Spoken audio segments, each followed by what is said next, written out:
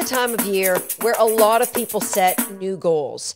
And I thought, what a better time than to share with you the 5 questions I've asked students all over the world to help pinpoint the process they're going to use to overcome their dog training challenges. Hi, I'm Susan Garrett. Welcome to Shaped by Dog. In James Clear's great book, Atomic Habits, he talks about having, when you look at all the things you would like to change, setting goals, that you should ideally pick a domino goal. That is one thing that if you fixed that one challenge, it would make the other challenges maybe unnecessary, definitely easier to achieve. For example, let's say you're dealing with a dog who has zero focus for you and zero focus for working with you.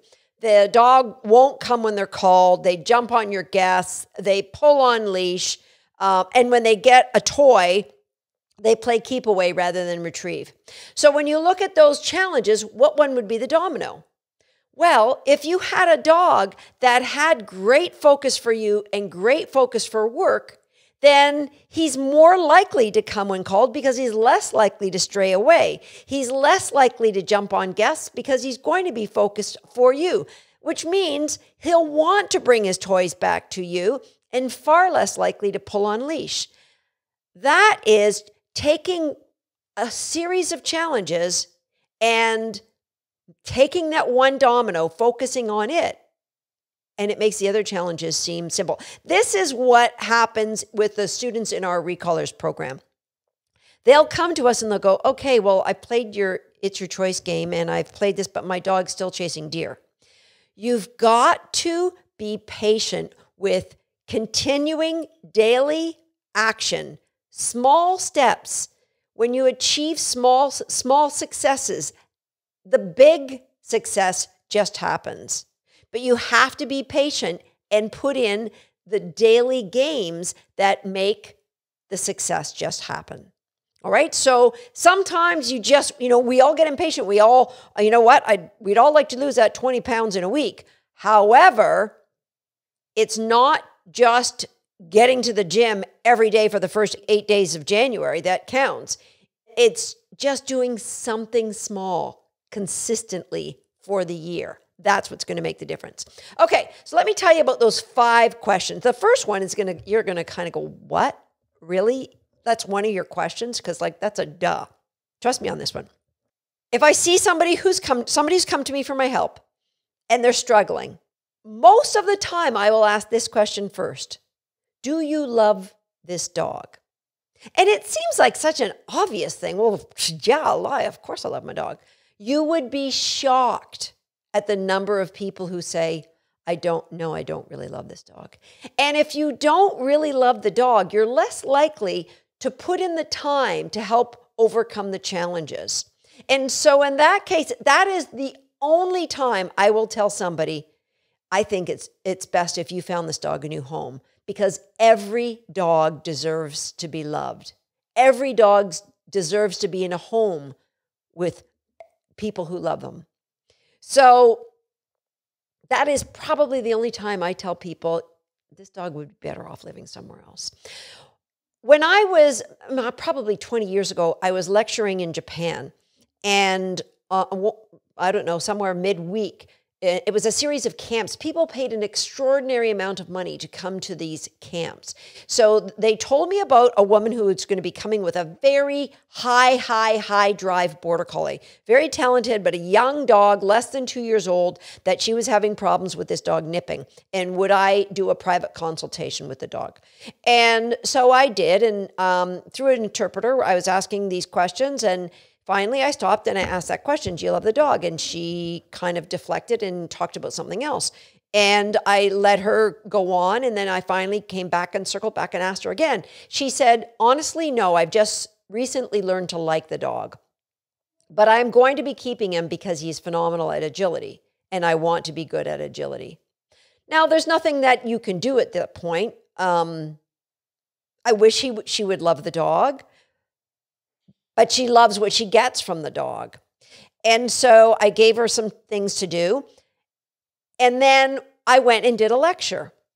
Now, the lecture was 2 hours, little activities in the middle. But in the midst of this lecture, I showed videotape of my young high drive border collie that I had at home at that time. That was my dog, Buzz, the subject of the book, Shaping Success. Buzz was cray-cray, high, crazy. I showed videos like the bad dog trainer routine. If you haven't seen that on my YouTube channel, you might want to check that one out. So she saw a dog who's very similar to hers do things quickly when asked.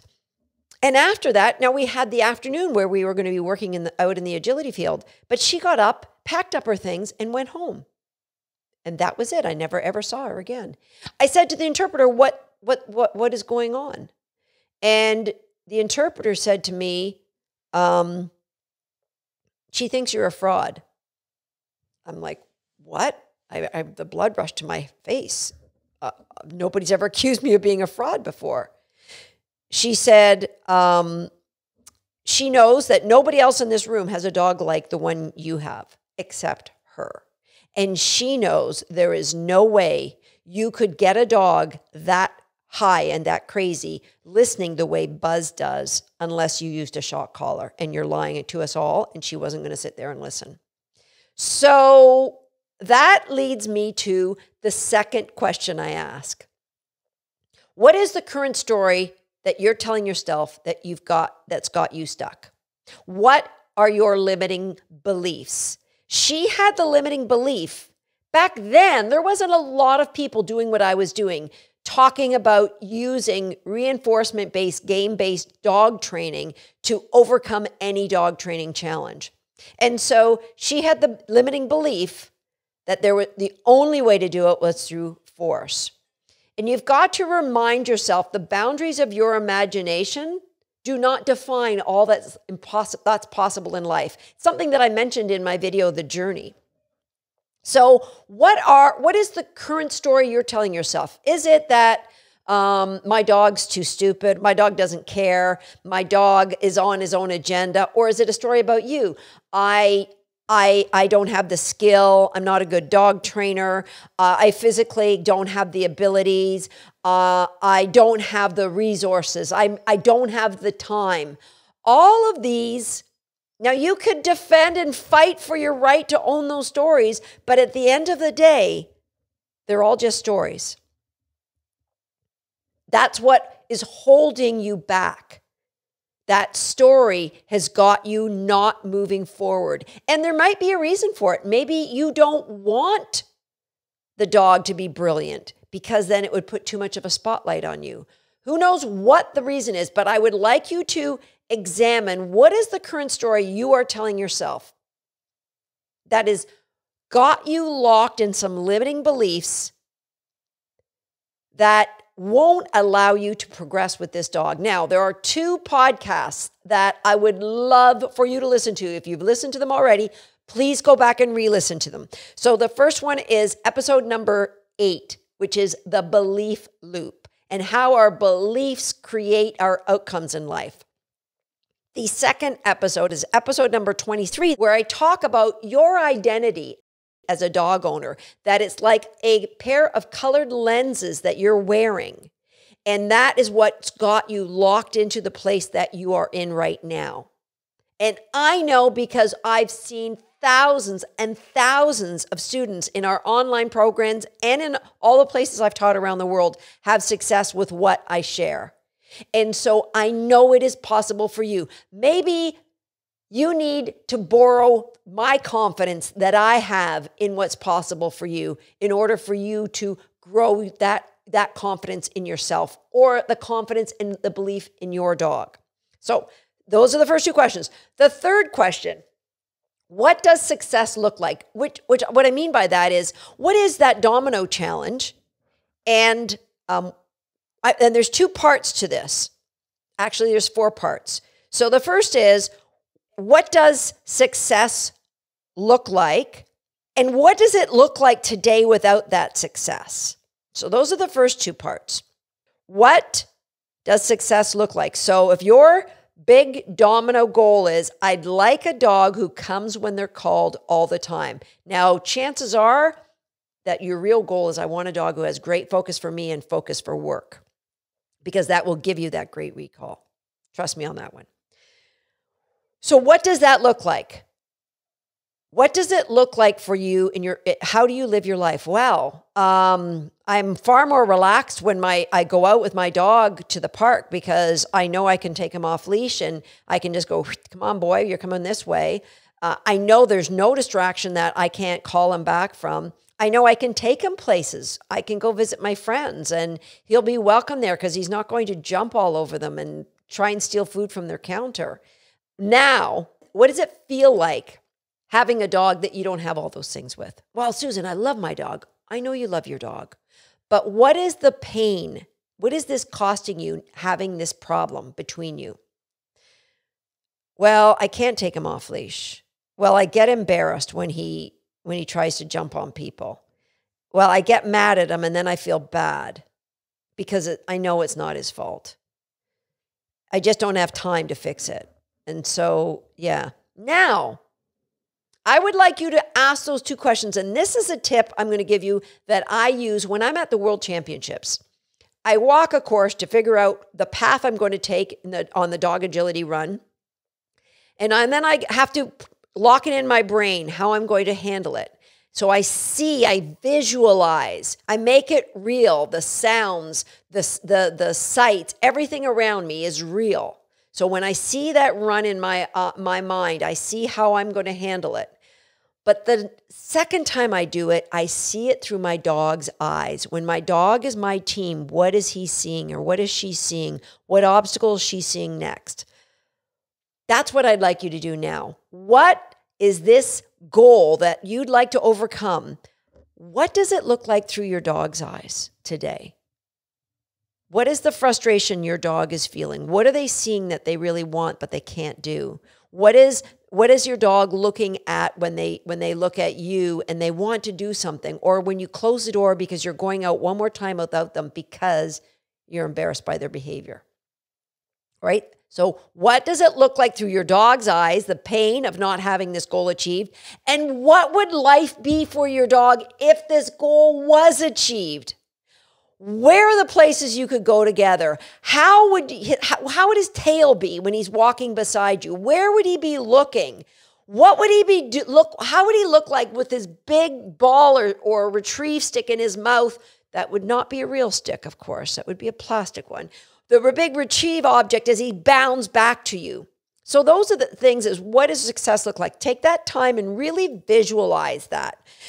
The fourth question I have for you is, what is the time slot you're going to put in for 5 minutes a day?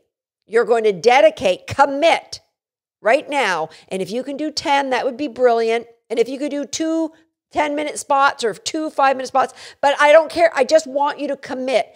Every day at 5:30 a.m., I will train my dog for 5 minutes. And then every day at 7 p.m. or 9 p.m., whenever it is, I will train my dog for 5 minutes. Write that down, commit to it, and start a journal. A journal and your commitment. And every day, you're going to either write in that journal what you did with your dog, or you're going to write this: I did not train my dog today. My commitment to his better life wasn't so great.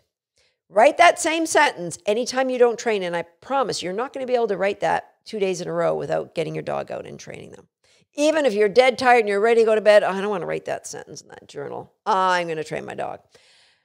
A small step, all right? James talks about that a tiny little thing doesn't seem like it's going to be very impactful. But if you do that consistently, day after day after day, that's what creates a transformation. All right? So, number 5 question I have for you: what's your plan? How are you going to achieve this? What's the path? I hope it isn't, I'm going to scroll through YouTube and jump around, or I'm going to go to the local shop and trust everything. Not to say there's some amazing local dog trainers, so don't get me wrong, there are some great ones. But right now we're in the middle of a pandemic, so a lot of those dog training schools are closed. What are you going to do? And we have, if you're listening to this podcast, I have a lot of great information you can get in other podcast episodes that I've done here. Or if you go to my blog, my YouTube channel, there's a lot of great information there. But it isn't a systematic approach.